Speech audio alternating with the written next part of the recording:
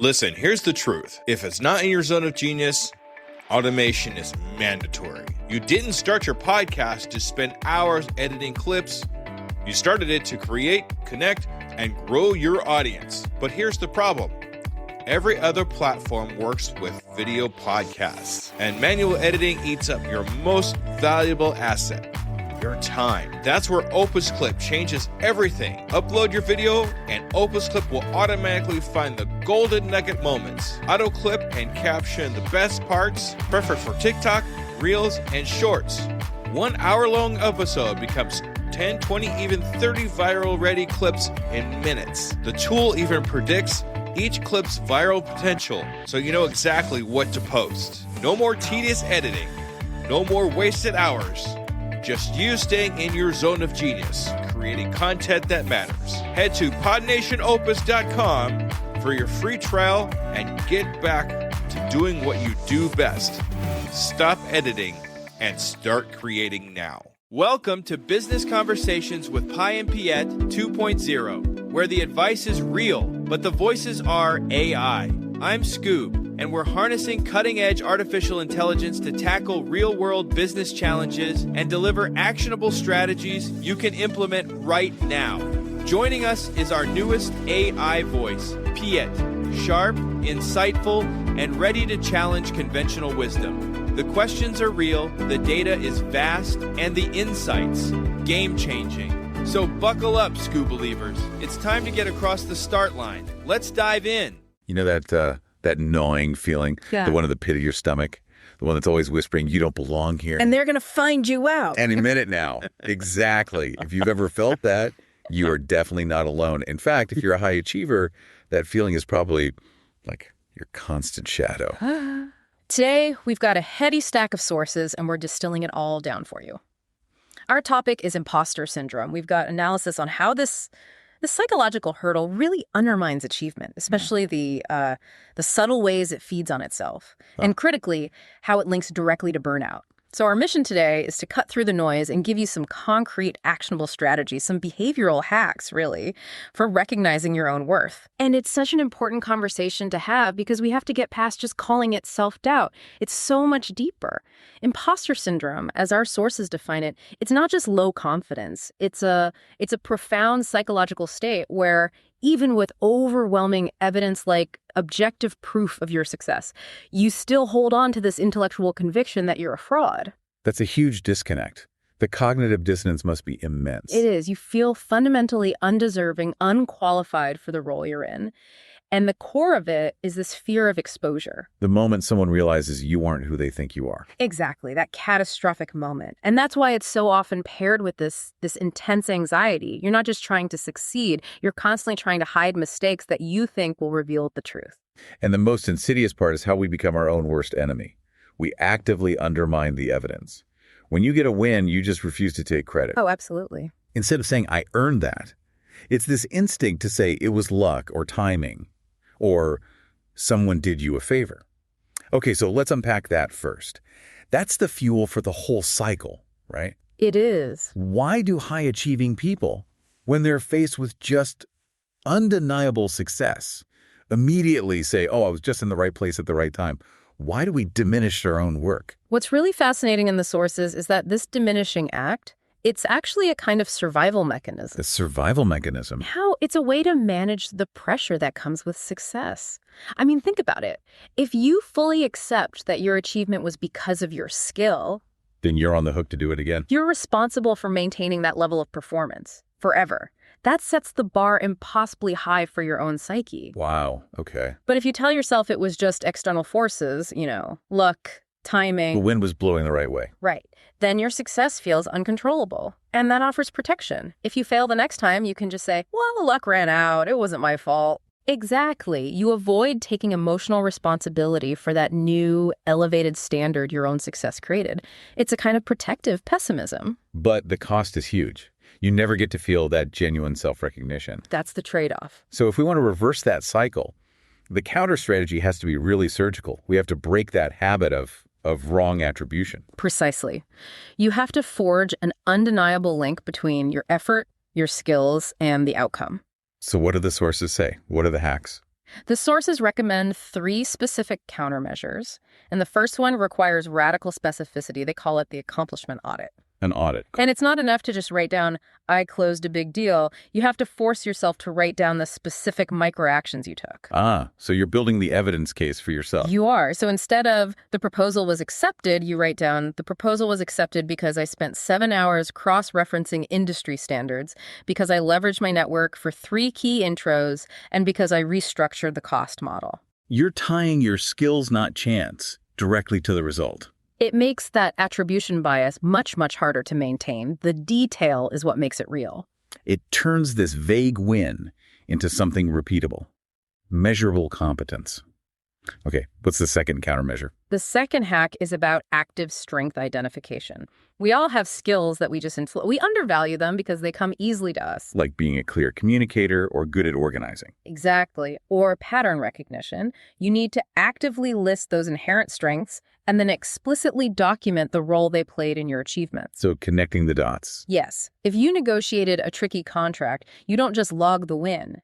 You acknowledge that your strength in, say, conflict resolution made it possible. You're synthesizing your skills in your success log. I like that.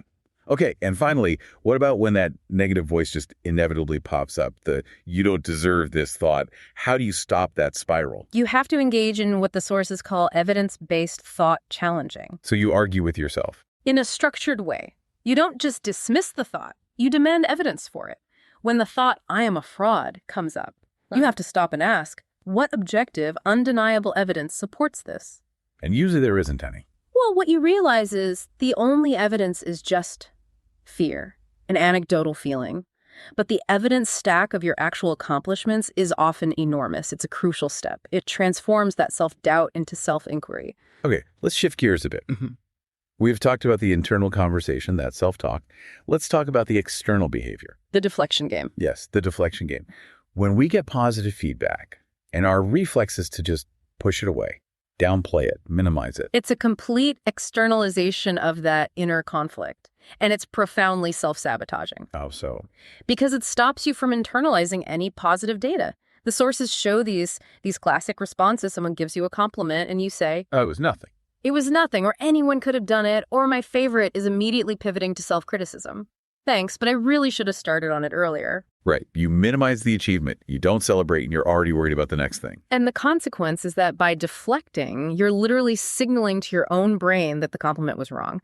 You're reinforcing the feeling of inadequacy. The cycle just keeps running. You reject the proof. You literally reject the objective proof of your value. So we need a hack for that specific moment of interaction. I mean, for high achievers, accepting praise can feel almost arrogant, right? Especially in cultures that value humility. It feels very uncomfortable. So what's the simplest, most immediate behavioral shift you can make? The simplest, most effective hack is just to neutralize the deflection. You practice saying thank you. Then that's it. And then stop. You have to stop. Do not add the but, the only, or the self-deprecating joke. That sounds deceptively simple. I know for me, if someone praises a project I poured weeks into and I just say thank you, I feel vulnerable, like they're judging me for thinking too highly of myself. That's the psychological friction. That's a thing we have to overcome. Just saying thank you is an act of neurological acceptance. It forces a pause. It lets that positive data point actually enter your system without being rejected by your fraud filter. But what if that social pressure is just too intense? If you absolutely have to add something, you can add a short neutral statement that attributes the win to the team or the process. But not to luck. Never to luck and never self-deprecate. So for example, thank you. I really appreciate you noticing the effort the team put in. That is a massive step up from, oh, it was nothing. That's a powerful distinction. Attributing to effort, not minimizing the result. What other strategies are there? You need a dedicated tool. We're back to data collection, the success log. Okay. And this is different from a regular journal. This is a repository of achievement evidence, screenshots of positive emails, notes about compliments, specific numbers and results from your work. You're building your case file. You are.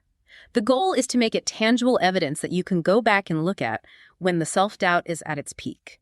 You're giving your rational brain objective data to refute the emotional noise. And the final strategy is reframing the moment. When you get praise, you have to consciously shift your internal monologue away from, oh, that was easy, and towards, I applied my best critical thinking skills to that problem and the result shows it. You have to become your own defense attorney. Arguing your case for competence based on the facts in the success log. That is it, exactly. This all leads us directly into the danger zone. We've talked about the internal belief, the external rejection of praise. Now let's look at the ultimate manifestation of all this pressure, the burnout. The burnout, yes. Can working yourself to the point of exhaustion actually be a primary symptom of imposter syndrome? Is this endless need to overwork just trying to outrun that feeling of being a fraud? Absolutely, 100%. This is where the real damage happens. The sources are very clear on this. The constant grinding need to prove yourself, to validate your position by working harder, longer, better than everyone else. That is a direct path to chronic overwork and burnout. Because if your past wins were just luck, then your current output has to be triple what's required just to maintain your spot, just to avoid being exposed. So on the surface, these behaviors look like incredible dedication. Right. But internally, they're driven by fear. Exactly. Perfectionism is the classic symptom. You set these unrealistic, impossible standards, not for high quality, but because you're afraid that anything less than perfect will expose you. And that must lead to overcommitting. It's the second symptom. You take on too many tasks, too many responsibilities. You stretch yourself thin in this frantic effort to provide overwhelming, irrefutable evidence of your worth. Wow. And the third major manifestation is the catastrophic failure to delegate. This isn't just about management style, is it? No, it's a trust issue rooted in the imposter mindset. You secretly believe that only you can do the task correctly. Your position feels so tenuous, you can't risk someone else's mistake reflecting badly on you. And the result of all that pressure is you sacrifice any kind of self-care. It's the first thing to go. So if the underlying belief is my value equals my output, how on earth do you implement boundaries? How do you delegate when the psychological stakes feel so existential? You have to be strategic. The foundation is setting operational boundaries, not just emotional ones, clear work hours. And crucially, you have to communicate them. To your team and to yourself. Both. And if you have to send an email after hours, use the schedule send function. Don't create an expectation of constant availability for yourself or for others. And what about delegation? How do you reframe that? Instead of seeing it as handing off risk, you have to view it as an investment in focusing your own unique, high-value skills where they matter most. Practice the 80-20 rule. Delegate the 80% of tasks that just require standard competence. And you focus your energy only on the 20% that require your specific, hard-won expertise. This directly fights that only I can do it right mindset by forcing you to trust others and focus your own competence. And since this is all fueled by anxiety, internal regulation must be key. It is. You have to incorporate mindfulness. Just focused breathing, a brief meditation, something to intentionally pull yourself out of that anxiety-driven loop. When you feel that urge to check your email at 10 p.m., practice mindfulness to recognize that urge as fear, not as a necessity. And finally, seek support. This thing thrives in isolation. Talk to friends, family, a therapist. Recognizing that other successful, competent people feel this way is one of the most powerful cures. It reminds you that asking for help is a sign of self-awareness and strength. Not inadequacy. Not inadequacy. This has been a really, really necessary deep dive. We went from recognizing those core feelings of fraudulence all the way to implementing strategies like the accomplishment log and then practical boundary setting to prevent that slide into burnout. And for anyone who is ready to really institutionalize these changes, we highly recommend continuing the journey. There are some excellent practical reads out there. Okay, what do you have for us? For women navigating these pressures in competitive fields, The Secret Thoughts of Successful Women by Valerie Young is just full of tactical guidance. If you're looking to change how you physically embody confidence, Presence by Amy Cuddy is fantastic. It explores that link between body language and actual feelings of success. Right, the power poses. The power poses. And for a broader research-backed look at the science of it all, The Confidence Code by Katty Kay and Claire Shipman is essential. And if you want a workbook, exercises, something really hands-on, check out The Imposter Cure by Jessamy Hibbard. That's a fantastic roadmap for anyone looking to go deeper. Yeah. But I think the core truth to remember here is that the feeling of being a fraud is it's a psychological trick. It is. You aren't alone in this. And the key is recognition, consciously rejecting that narrative of luck and actively celebrating your own success. So we'll leave you with a final provocative thought for your week. Think about the next piece of positive feedback you get. A compliment, A successful milestone, just a small win. What's the one small win that you will actively celebrate this week? By just saying thank you, or by writing it down in your success log instead of automatically diminishing it. Force yourself to take the credit you've already earned. You absolutely deserve it. And that's a wrap, Scoobelievers. You just experienced the power of AI-driven business insights with Pi and Piet 2.0. Real advice, artificial voices, unlimited potential. If today's episode sparked an idea, challenged your thinking, or gave you that breakthrough moment, don't keep it to yourself. Share it with a fellow entrepreneur who needs to hear this. Got a burning business question?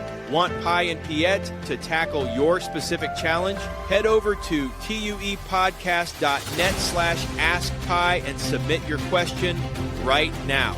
We'll dive deep into your issue and deliver the actionable strategies you need to get across the start line. Remember, Scoobelievers, the hurdles aren't in the way. The hurdles are the way. Until next time, keep moving forward, keep taking action, and we'll see you in the next episode. Hello, Scoobelievers. Let me ask you a real quick question. How many cups of coffee have you had today? 3, 5, 7? And let me guess, you've got a Red Bull in the other hand just in case, right? Yeah, I see you. Now, here's the truth bomb nobody wants to hear. You're not building a business. You're building a caffeine dependency. Listen, I get it.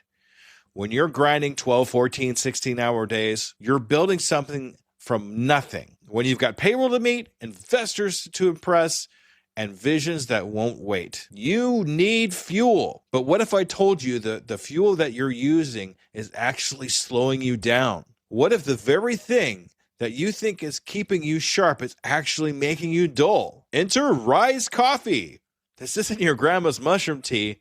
This isn't some hippie wellness trend. This is science meets performance. And here's what makes Rise different. Less than half the caffeine of a regular cup of coffee. But here's the kicker. You won't miss it. 6 organic powerhouse mushrooms, including cordyceps, what Olympic athletes use, and lion's mane, what Silicon Valley biohackers swear by. Sustained energy that doesn't spike and crash. We're talking smooth, clean power from morning to moonlight. Crystal clear focus without the jitters. Imagine closing the deal with calm, confident mind instead of the caffeine chaos. Gut health and immune support, because what's the point of building an empire if you're too sick to enjoy it? So here's the challenge to you. Stop borrowing energy from tomorrow. Stop running on fumes and call it a hustle. Stop wearing your caffeine addiction like a badge of honor. Real entrepreneurs optimize, real entrepreneurs adapt, real entrepreneurs win.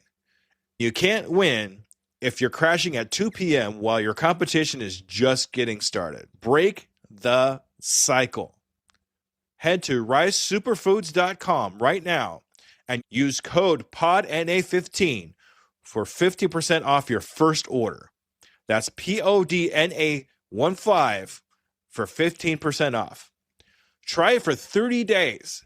If you don't feel the difference, if you don't feel sharper, calmer, more focused, more alive, then go back to your 6-a-day cup habit. But I'm telling you, we won't, because once you feel what real energy feels like, you'll never go back. Ditch the addiction, fuel your empire, and rise up.